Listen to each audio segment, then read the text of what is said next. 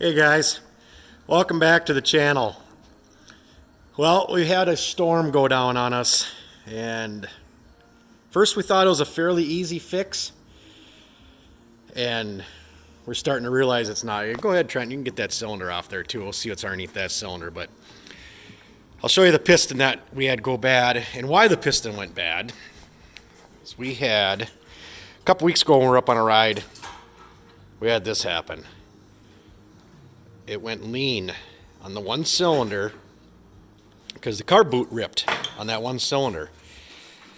So that was on the mag side. It leaned out because the ripped carb boot. Cylinder's still good. So Trenton went ahead, he ordered up a new piston from Weisco. They're 60 over pistons. So he got a new piston. As long as we're in there, we figured out what studs we needed to replace all of his head studs because he had one break. So he got all new head studs. Here's one of the new head studs right here. We just sized them up and we actually found them at Granger. So we got all new head studs. He went ahead and got all new nuts for the heads and everything too. And then tonight, we were just getting ready to put it back together. I pulled the other piston off because his new piston showed up today. So I figured, well, I'll pull the piston apart. And we got down in here after the piston was off. And Trenton's like, hey, is this rod supposed to move back and forth like that? I'm like, well, a little bit, you know. Here's a little bit.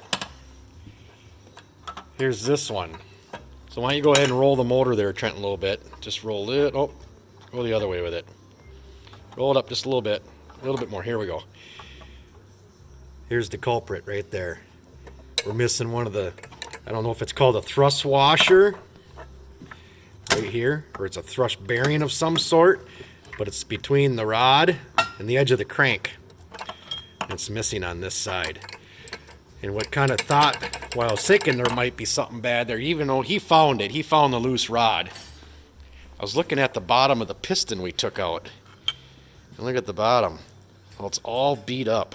Like something been rattling underneath that piston. And I'm guessing it was that washer coming apart that we're missing off the crank now, next to the rod. So needless to say, this storm's done for the winter because it's going to take a while to get the crank sent in and get it back. It's probably going to take at least a month just for that to happen. So yeah, this one's done for the winter. It was fun. He had a lot of smiles on this sled for the winter, and we did some ripping, but yeah, you can't go back together like this. The crank's gonna have to come out of it, go in and get redone.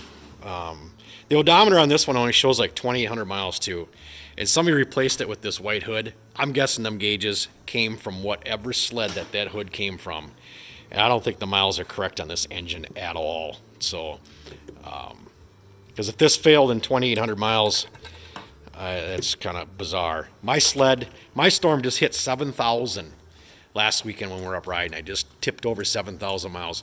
But I'm worried about the same thing going on with my crank, that a bearing's going to eventually let loose in there. So this summer I might redo my storm. So thanks for watching, guys.